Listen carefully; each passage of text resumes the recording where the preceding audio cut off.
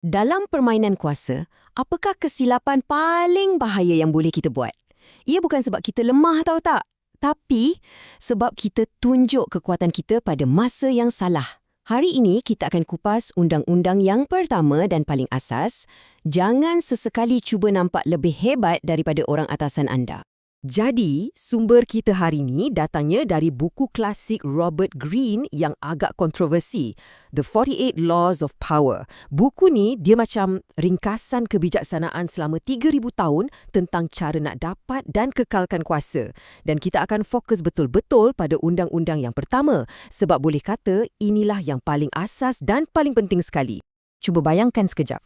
Anda di tempat kerja, anda memang nak tunjuk prestasi, nak naik pangkat kan? Apa agaknya kesilapan paling besar yang boleh anda buat? Mungkin kita fikir, sebab tak kerja kuat atau sebab buat silap besar.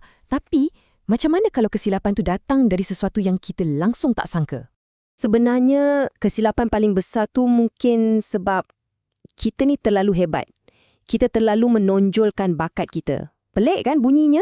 Tapi percayalah, inilah intipati undang-undang kuasa yang pertama. Okey, jom kita bedah sikit apa maksud ayat ni sebenarnya.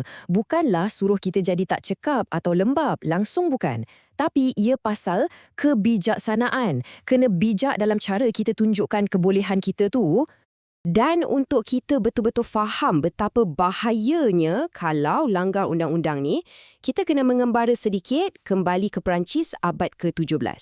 Kita nak kenal dengan seorang lelaki bernama Nicolas Fouquet. Fouquet ni, dia bukan orang biasa-biasa. Dia ni orang kanan Raja Louis ke-14, Menteri Kewangan yang memang sangat diperlukan oleh Raja. Dia juga terkenal dengan gaya hidup mewah, parti-parti gempak. Tapi, di sebalik semua tu, dia mula rasa macam kedudukan dia dah tak selamat. Jadi, apa dia buat? Dia buat satu langkah besar. Dia fikir, okey, aku akan buat satu parti paling gempak dalam sejarah untuk Raja sebagai tetamu kehormat. Diharap dengan cara tu dia boleh selamatkan kedudukan dia. Memang satu pertaruhan yang sangat-sangat besar. Dan tengoklah betapa cepatnya dia jatuh. 17 Ogos dia anjurkan parti paling gempak. Esoknya, 18 Ogos dia kena tangkap. 3 bulan lepas tu dia dibicarakan sebab dituduh mencuri. Tapi itu cuma alasan je.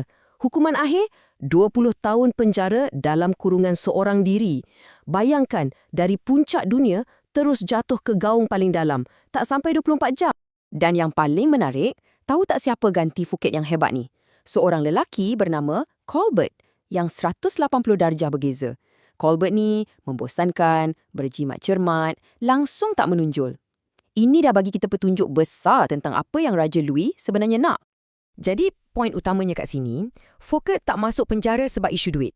Jenayah dia yang sebenar ialah, dia buat Raja rasa rendah diri. Dia buat Raja rasa tak hebat. Partinya terlalu gempak, rumahnya terlalu megah. Melebihi Raja sendiri. Secara tak sedar, dia dah menandingi tuannya. Kisah Fouquet ni memang satu pengajaran yang menakutkan kan? Tapi, kenapa Raja tu bertindak macam tu? Sekarang jom kita korek sikit psikologi di sebalik undang-undang ni. Sebabnya simple je. Dan ini adalah tentang sifat asas manusia. Semua orang, tak kiralah betapa berkuasa, kaya atau berjaya sekalipun, semua orang ada rasa insecure. Itu memang dah ada dalam diri kita.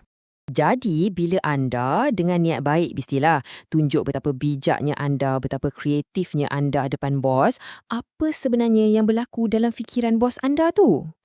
Anda sebenarnya sedang mencucuk butang insecurity mereka.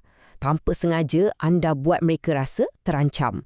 Mulalah datang fikiran macam, dia ni nak ambil tempat aku ke? Atau, dia ni buat aku nampak macam tak pandai je. Fikiran-fikiran macam ni mungkin tak logik, tapi emosi dia sangat-sangat kuat. Petikan ni memang tepat. Orang atasan kita ni, mereka nak jadi matahari dalam dunia mereka sendiri. Mereka perlu rasa lebih hebat. Jadi, bila kita cuba bersinar lebih terang daripada mereka, walau sikit je pun, kita dah ganggu orbit alam semesta mereka. Okey, kita dah nampak masalahnya. Sekarang, macam mana nak main permainan ni dengan betul? Macam mana nak maju dalam karier tanpa buat bos kita rasa insecure?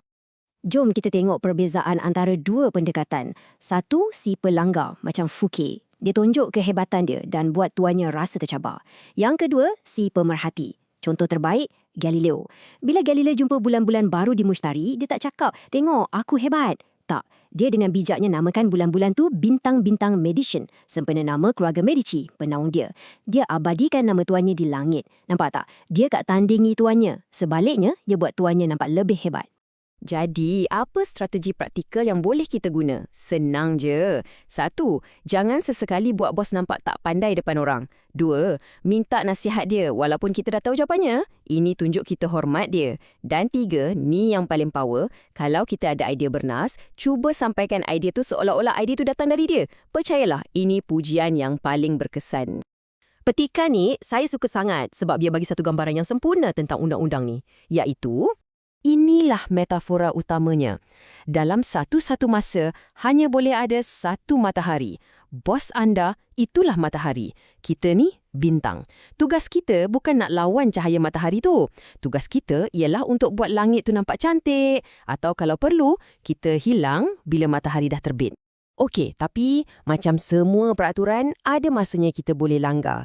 Cuma kena ingat, ini langkah untuk pemain tahap maju dan sangat berisiko.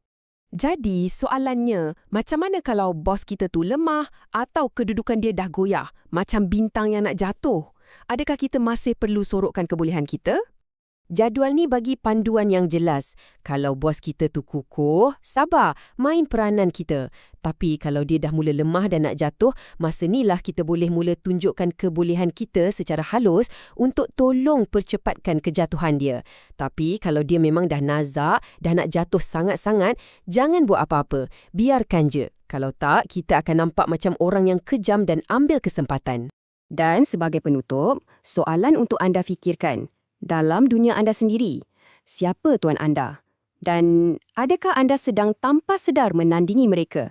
Ingat, undang-undang ni bukan hanya pasal raja-raja. Ia berlaku setiap hari, di pejabat, dalam keluarga, malah dengan kawan-kawan. Cuba perhatikan dinamik kuasa di sekeliling anda. Sebab faham undang-undang ni adalah langkah pertama untuk jadi lebih bijak dalam permainan ini.